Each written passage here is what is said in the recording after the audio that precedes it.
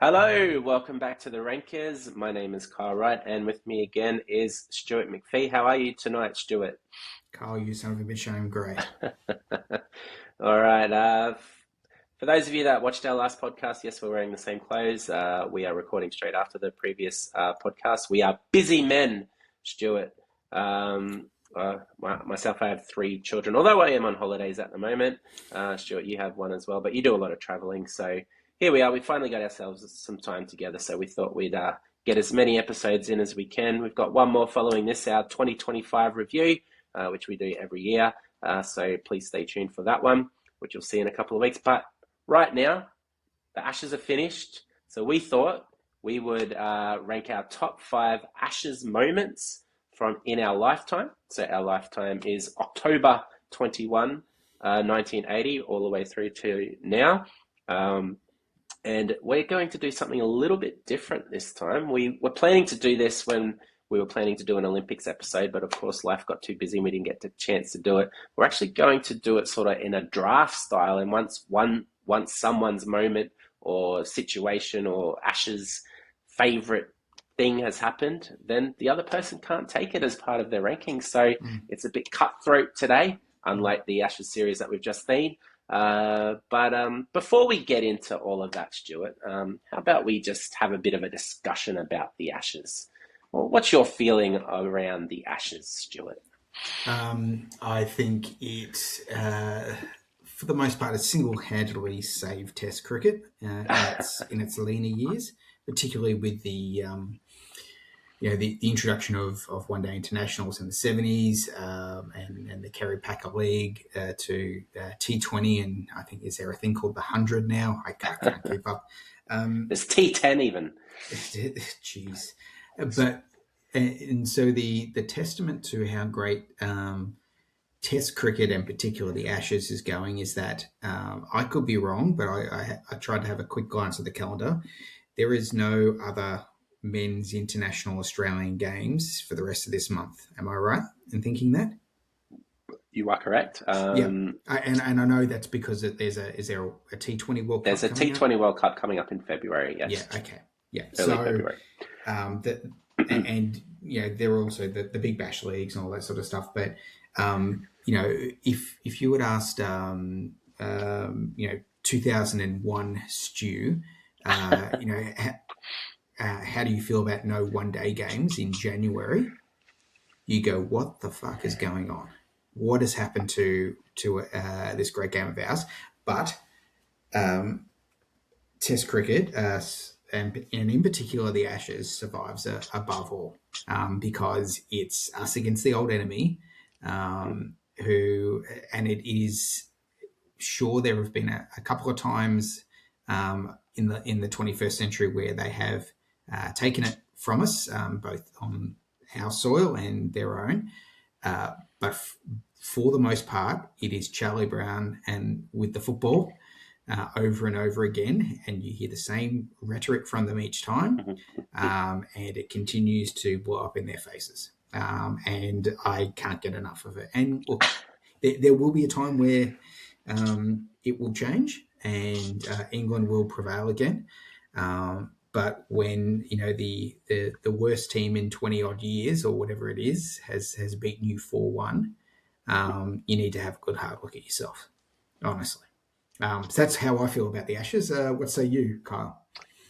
Well, for those of you that watch this and know me, you know that cricket is my very, very, very, very, very, very first love.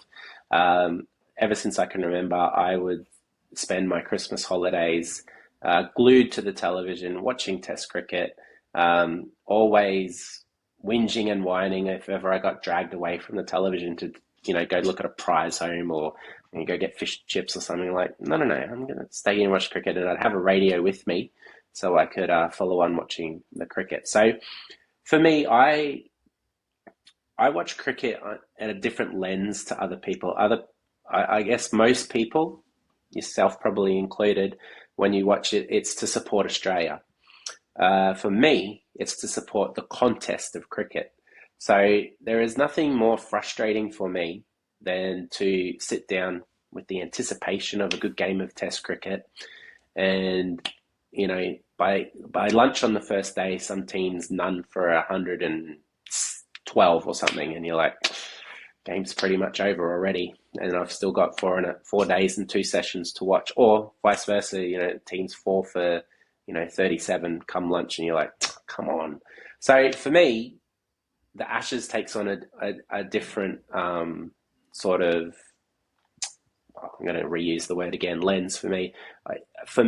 I'm watching I want to watch a contest. I want to see both teams having a good chance, or I guess all 3 options. So, either Australia winning, a draw, or England winning, happening right until, the last session on day 5, and all of those options being on the table.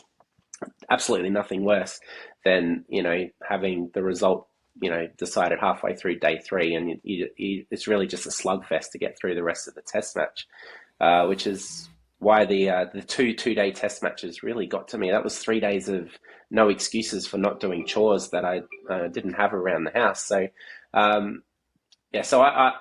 so that's how I view cricket, and I guess the Ashes is part of that. So, and I'm probably going to get crucified for saying this, but I would rather see a really good, well-contested match that Australia lose than seeing an uncontested match that Australia smash someone by. So I guess our rankings might have something to do to reflect that, which is why I'm not expecting any of our rankings to be, crossed over. Yeah, I mean, you said that there is one that I do have my list that probably runs counter to what I was saying before, and probably ekes a little bit more into your territory. But yeah, it'll be interesting either way. There's been plenty of classic moments, and so we'll see how we go. But for me, my one of my greatest Ashes memories is I was 19, I think. So no, wait, that's not Ashes. Anyway, cricket memories. 1999. So you had the Cricket World Cup in England, I think it was, and you had Wimbledon on at the same time. And I was working at Subway during uni, doing night shift. So I'd come home from the night shift about 1:30, 2 o'clock in the morning. TV's on. I've got the cricket on one channel. I've got Wimbledon on the other channel. So good. And I also remember. For me, my earliest Ashes memories are actually watching the England Ashes, late at night, staying up late at night during those June, July, Christmas holidays, and, catching a few sessions of the test. So, yeah, some fun memories there. And of course, watching pretty much every ball of a home Ashes series while I was on holidays from school. Happy days. Yeah. All right. Shall we get started? Let's do it. All right. I've got a coin here. I'm going to toss to see who goes first. All right. I'm home captain here, so Stuart, you get to call. You ready? Okay. Yep. Tails. Okay. Tails it is, Stuart. So you get to go first with your Ashes, top Ashes moment. I was going to say, I've looked at the pitch. It looks like the MCG curator has looked after it, and I was going to field. But no, I'll go first. And mine are in reverse chronological order. Yeah. So let me take you back just a few years ago to the MCG in a very COVID-affected series. Test debut for a young lad called Scott Boland. I'm not quite sure if you've heard from him. I think he's, young compared to some of the others at the time. Made his test debut. First innings of a very rain-affected Melbourne Test from memory. I think the first session was delayed, then there was a bit of a delay in the second session, and also throughout this entire series there was players that had to be dropped because of either close contacts with positive COVID cases, or you had the chairman of selectors being left out of the arena. They didn't travel to Perth. Yes. Can I just interject? I've got a little antidote, because I think that was the series I flew to Adelaide during COVID time to watch the day-night Ashes that was on there. I think we caught up. We caught up, yeah. Yeah. And I think Pat Cummins missed the Adelaide Test. I think it was the first test he missed as captain, not because he had COVID, but because he was in a restaurant with someone who got got COVID, so Yes. therefore he was a close contact or something like that. Yeah, Couldn't yeah. play. So yeah, Crazy that days. whole Crazy days. that whole series was had a lot of those ins and outs because of Compromise. that. Well, and I think after that, because from memory, Head played the Adelaide Test, but then because he either got COVID but he didn't play Melbourne from memory. I could be wrong. I could be mixing Possibly. up that. Yeah. Yeah. And of course, it didn't finish in Sydney. It finished in Hobart as well. Crazy times. But anyway, Scott Boland, Test debut. First innings a modest 2 for 48, but we'll take it.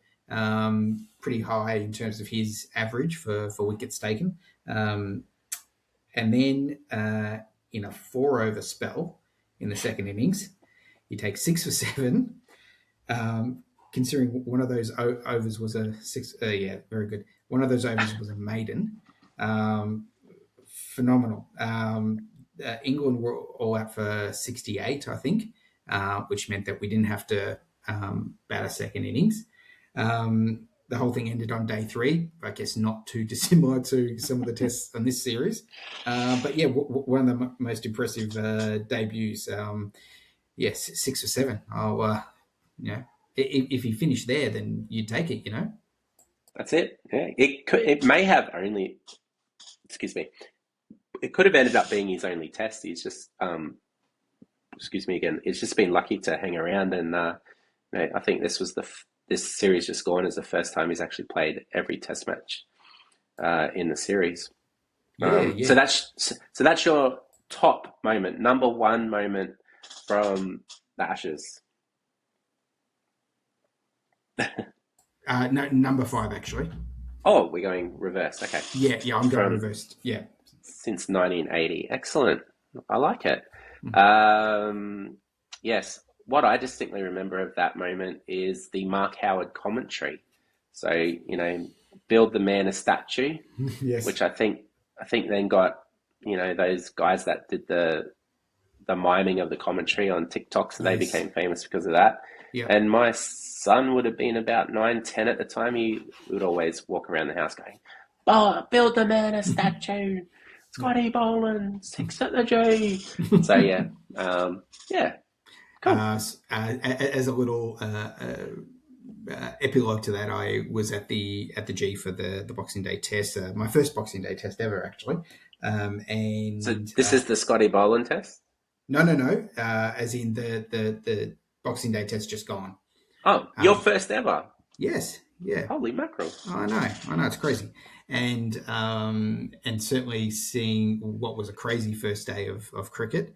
20 wickets. Yes, and seeing Boland as the night watchman face. I think faced, was it 4 balls in a row, and then hit it for 4. Thanks to another great stunning Stokes fielding tactic. I think someone mentioned that he may be the first player in a very long time, at least, to open the bowling and open the batting on the same day of a test match, yes. And also to bat twice on the same day of a test match. So. But to also have a duck as well, I think. Oh yes, that's right. Yeah. He did too. Stunning stuff. Anyway, that's my number 5, and I've probably stuffed up your ordering. I mean, the good thing is because we're doing this a little bit differently. You can choose your number 1, and it doesn't matter. We're choosing 5. I'm just going in reverse chronological order. Okay, well, I'll do the same then. Okay. All right. So my number 5 is what do we got here? Broad edging and no reviews left. So I can't remember the exact series it was and which ground it was. And I'm all about the moments here. I'm pretty sure he edged one and it went to first slip and Michael Clark caught it. Oh, it was plain as day. Yeah. But at the time, Australia had used all their reviews. I'm not sure if it's before they had the 3 reviews or whether it was back in the time when you had one and then you got one reset after 80 overs or something like that. But anyway, doesn't matter. Or even if you used it, you didn't get it back or something like that. Yeah. So Tim Payne had used the review on a pretty ridiculous LBW at the time. And the reason why I put this in the top five is my top five are about the moments that linger and last in Ashes.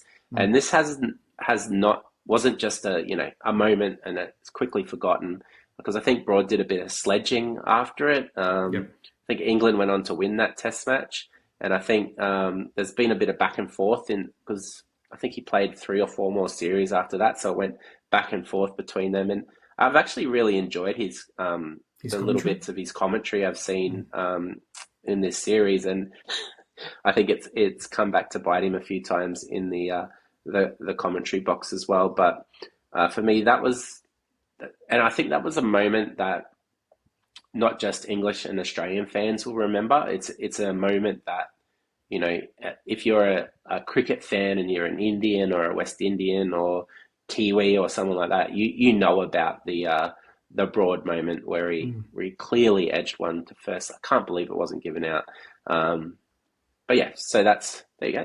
That's my number 5. Yeah, very good.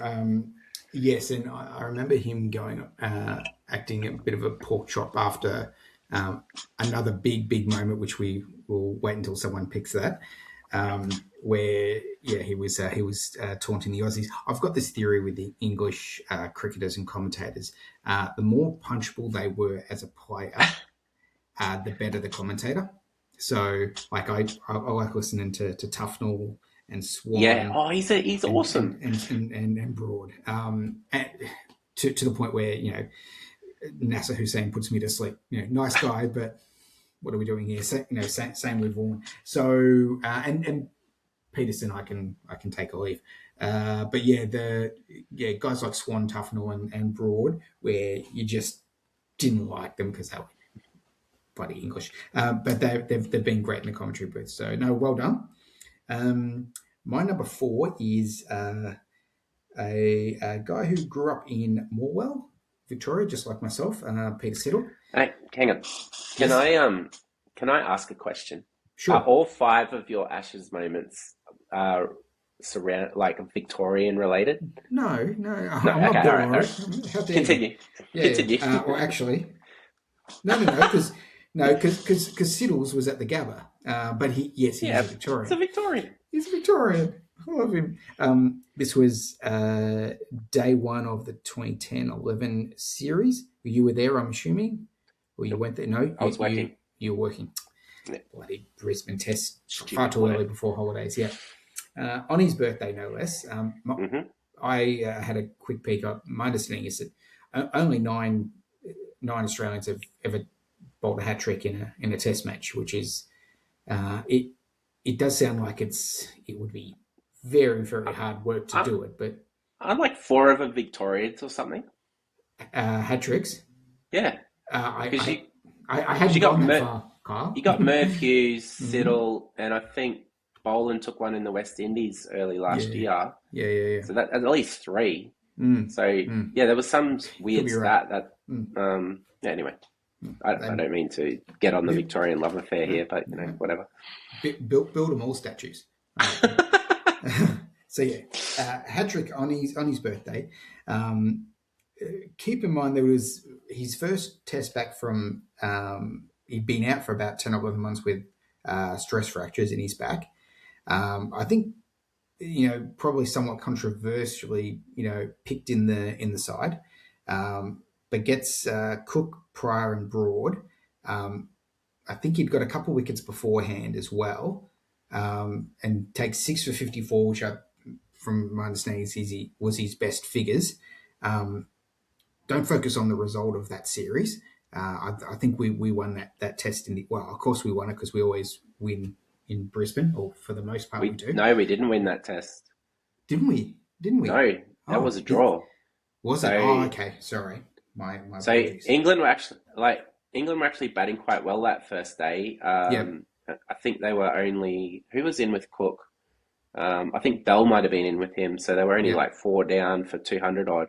And Siddle ripped through them. Yeah, and Stark got Bell maybe, and and then Australia batted for 2.5 days, and Hussey got 195. I think Haddon got 100, but England came back and scored 1 for 500 and something in the second innings. I think Cook got a close to, or he might have got a double 100. Strauss got 100 and Trop got 100 as well. So there you go.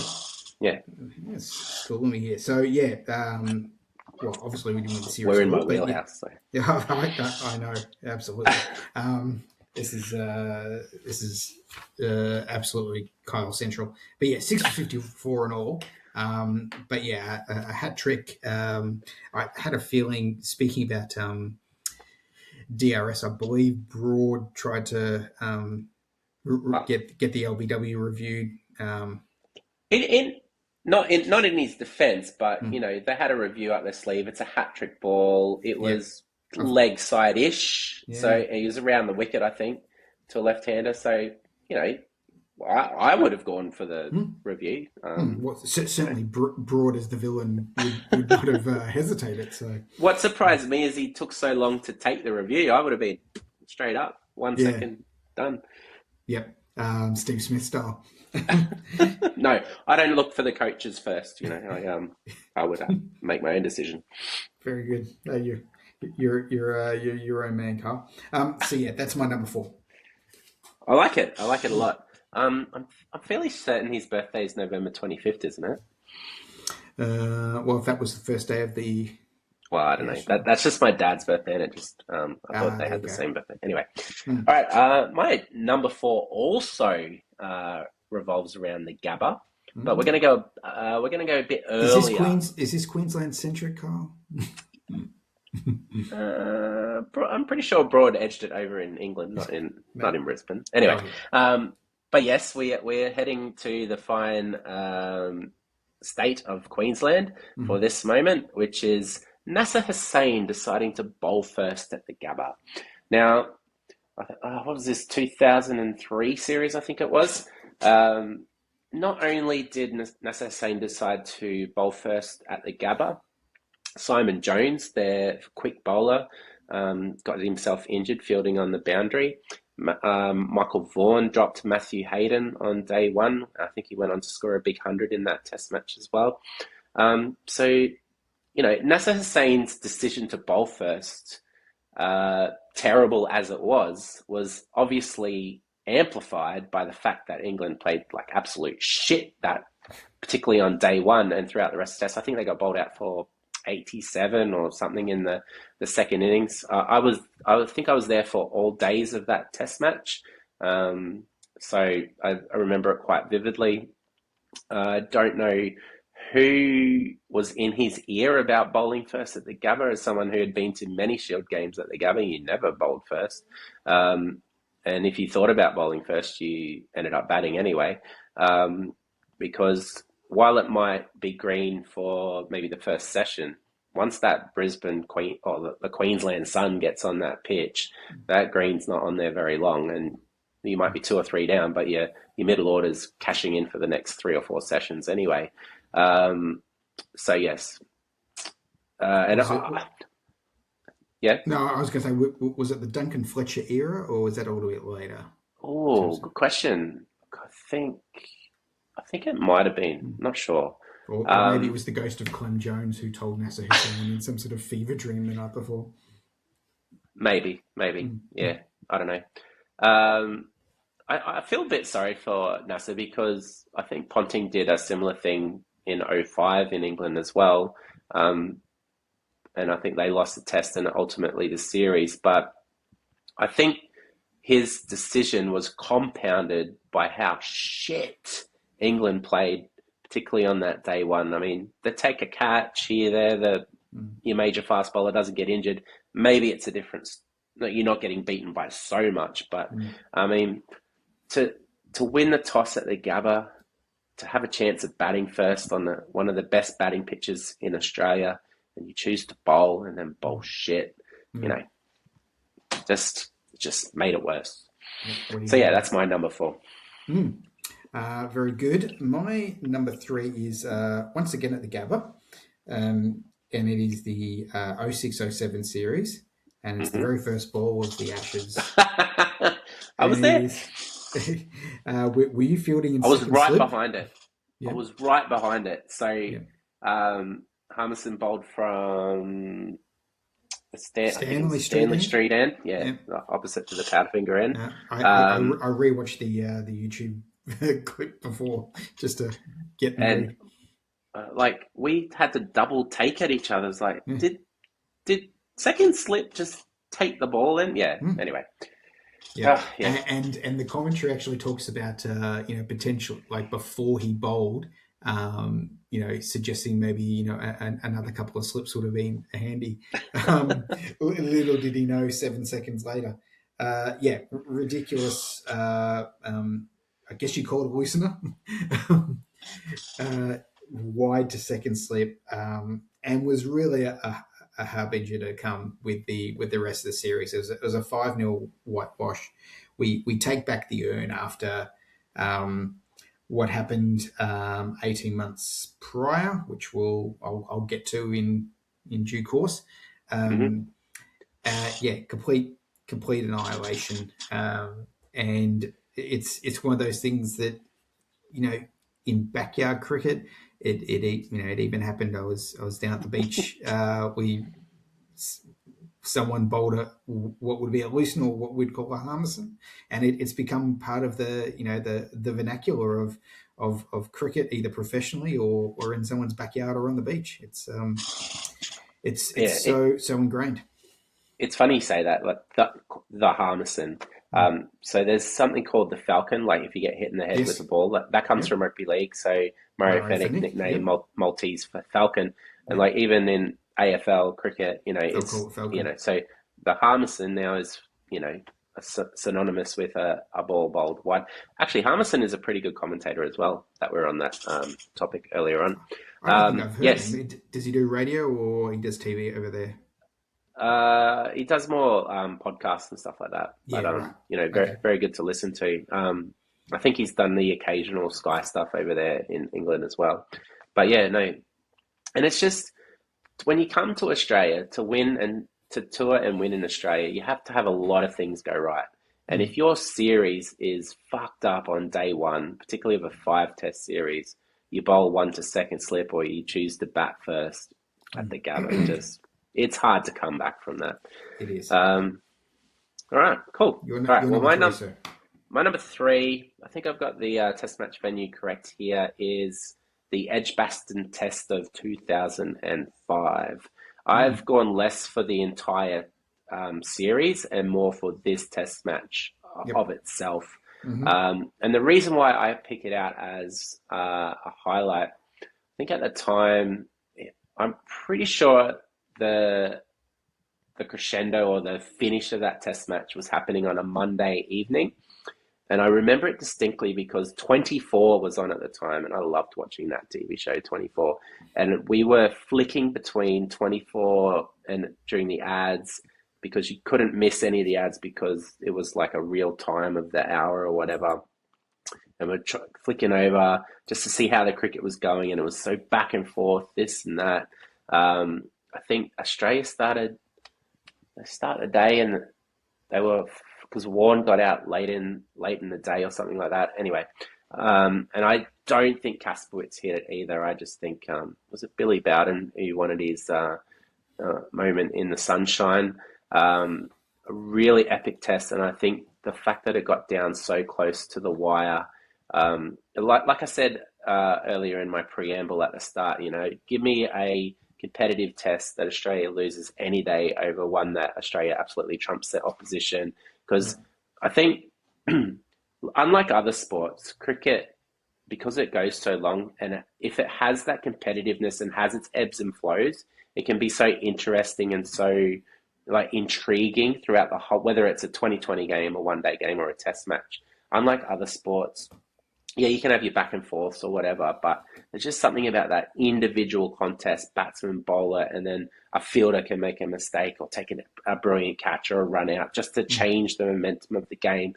And, for a match to be up and down, you don't know who's going to win all the way through, and you get to that final session and it's 2 runs in it, at the end of the day, and a loose hand off the bat going down the leg side and the keeper diving to their side. There's just so much drama and just so much, and that whole series had a lot of drama. Ricky Ponting getting run out by the Gary Pratt, the reserve wicketkeeper or something like that.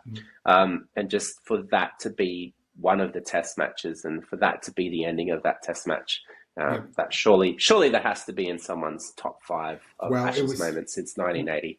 Well, it was going to be my number 1, so thank you. So now I can talk about it. So well done for jading it. This was exactly what we wanted for this to occur. So I can talk about it a little bit more now. This is you should have started at your number 1. I should have, yeah. This is also the, correct me if I'm wrong, the McGrath injury on the morning of the of day 1. He played rugby or touch football or something. No, he rolled his ankle. He just stepped on a random ball during the pre-game warm-ups. Yeah, well, that's what I thought as well. And then I think I've also read elsewhere that they were playing touch football and rolled his ankle. It's probably lost to time a little bit. 40 wickets of the entire series by Warne, which is phenomenal. Yeah, So I do recall Fletcher was the coach at the time because he nominated Warne as his player of the series, but was it Peterson that got it or Cook? That was Peterson's debut series, and he got at least 1 century in the series. Yeah, so someone else got man of the series, I think, but Warne I thought was outstanding and. I think showed his hand as a half decent batsman when he put his mind to it. The interesting quote that I liked was Ponting when after McGrath was ruled out said we'll bring in Kasparovich. He's had good form. He got a 5 for on the tour match, and it's like, oh yeah, I remember we used to have tour matches and we used to be in a country for months on end and play. Some backwater 11, and you used to build up a bit of. Sorry, it's just me having a crack at the Poms again for for not having a pink ball practice match or not using their your keeper and doing that. Maybe you would have caught some in the day-nighter. So look, I'm going to have to scramble and get a new number 1. But that entire 05 series is my favourite series. Even though we lost it, it was I remember just being glued to the screens at night watching it and that up and down because we had won. I think we had won the first test from memory as well. Pretty sure we won the first one pretty easily.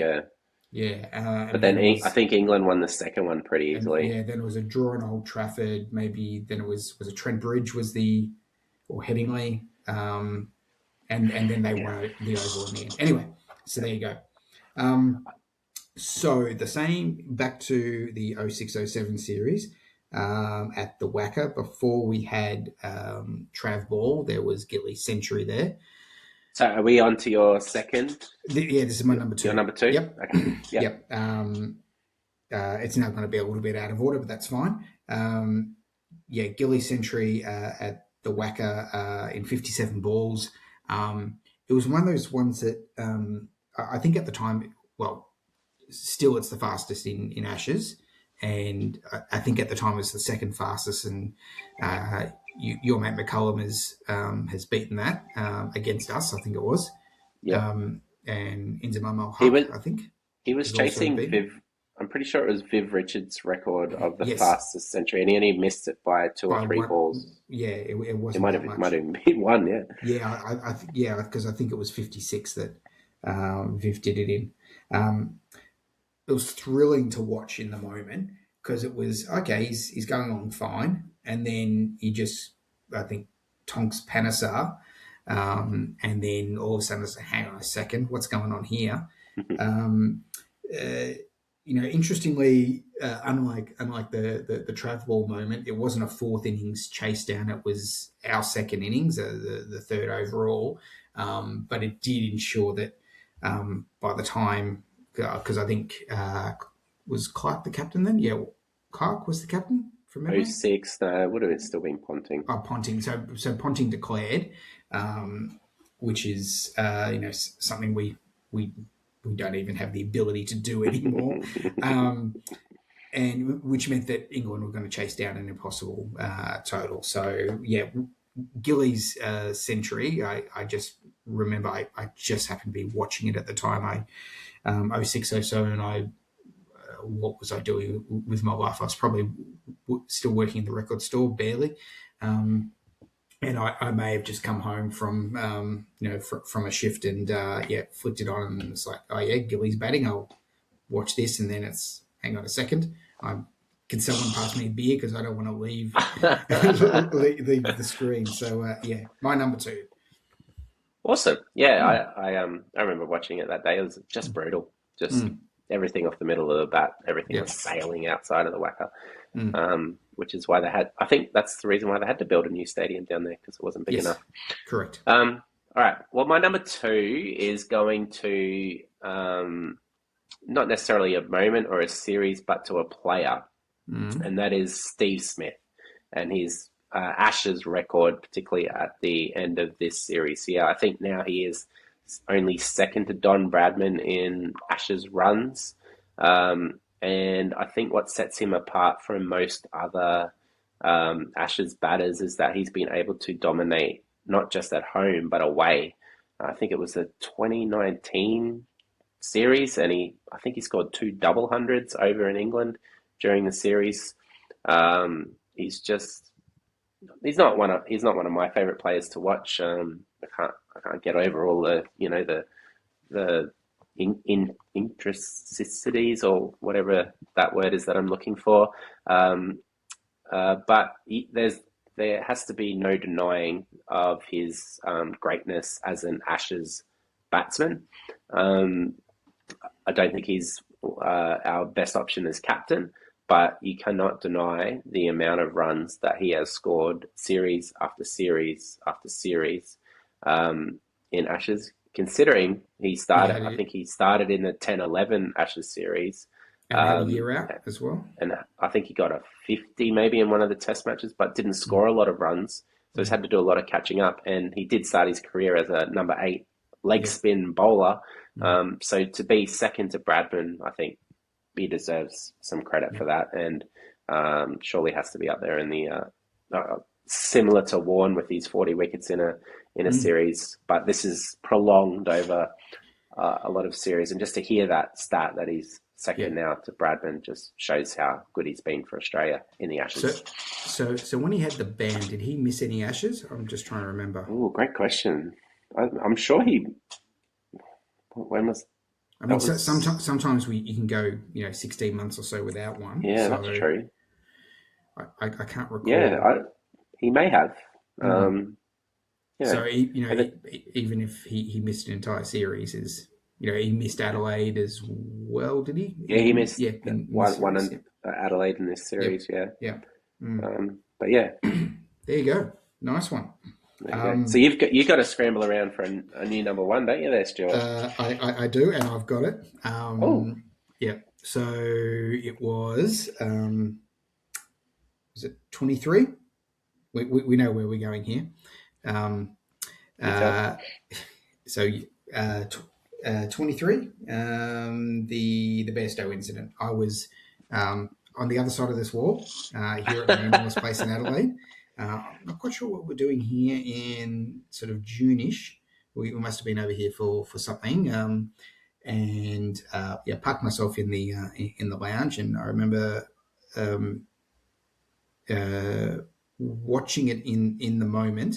I think I had my father-in-law next to me, and I saw what happened, and I was still, I was convinced from the first. I didn't need to see a replay. To me, it was all one continuous motion, and the replays have proven that. But Carey, I think is one of the cunningest keepers we've ever had, and we've had plenty.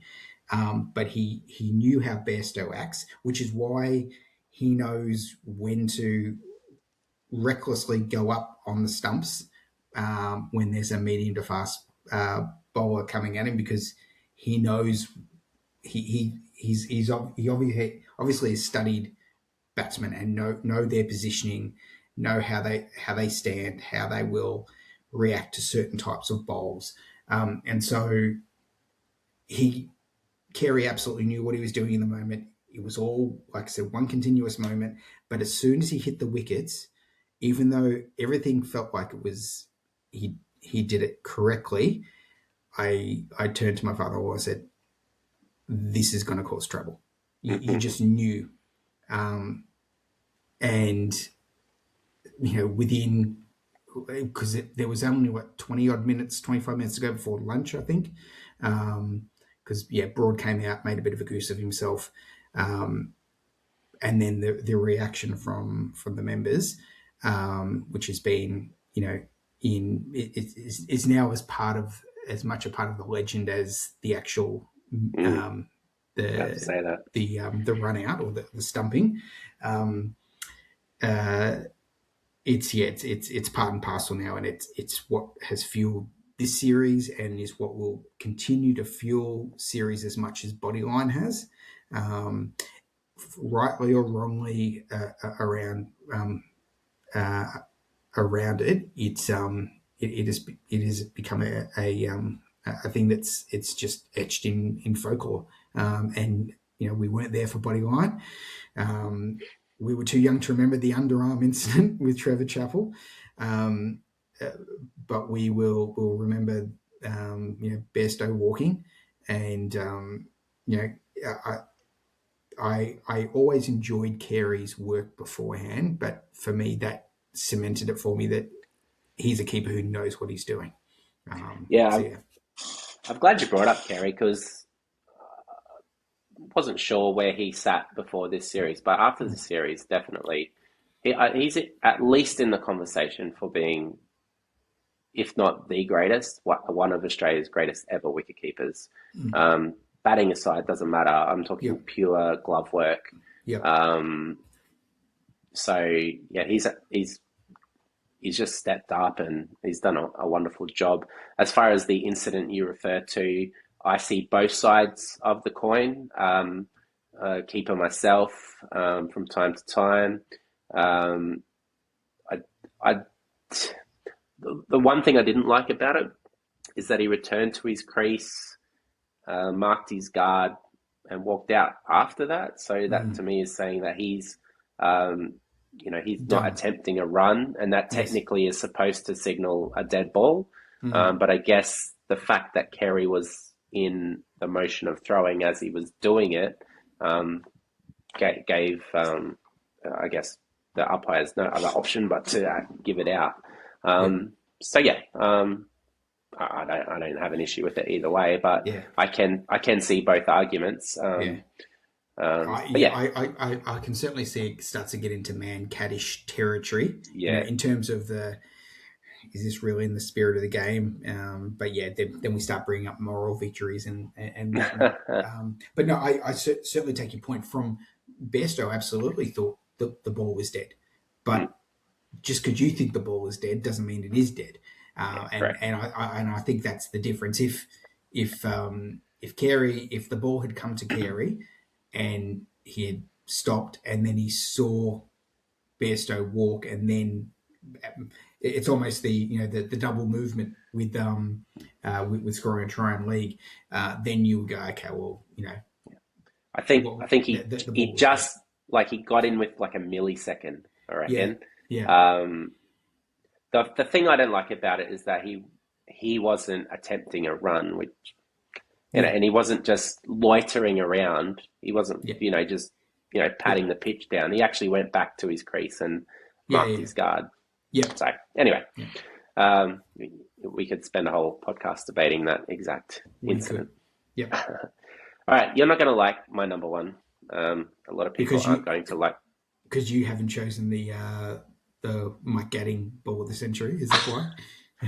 Ooh, that's a good one. But no, I didn't choose that one.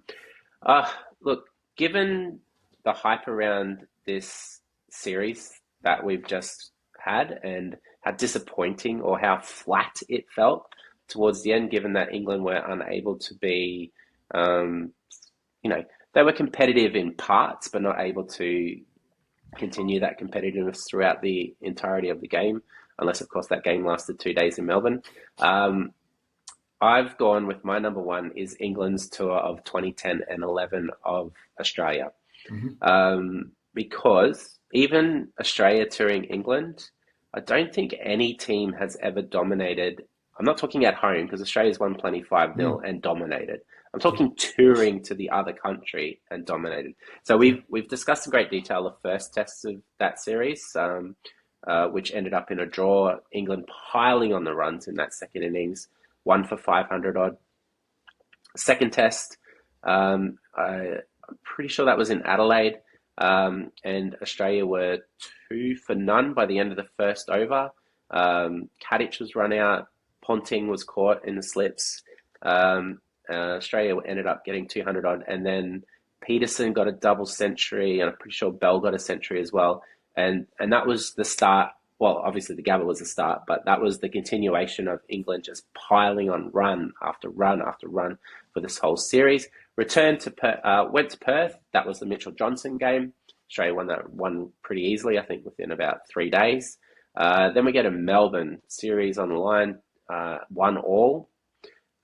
England are without Broad, who's gone down. So they're down to their third and fourth choice fast bowlers.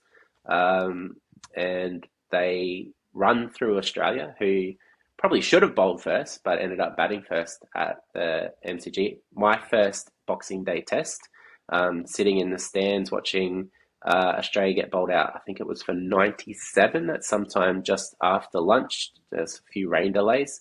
England finished the day, I think, none down or only one down for 150, 200.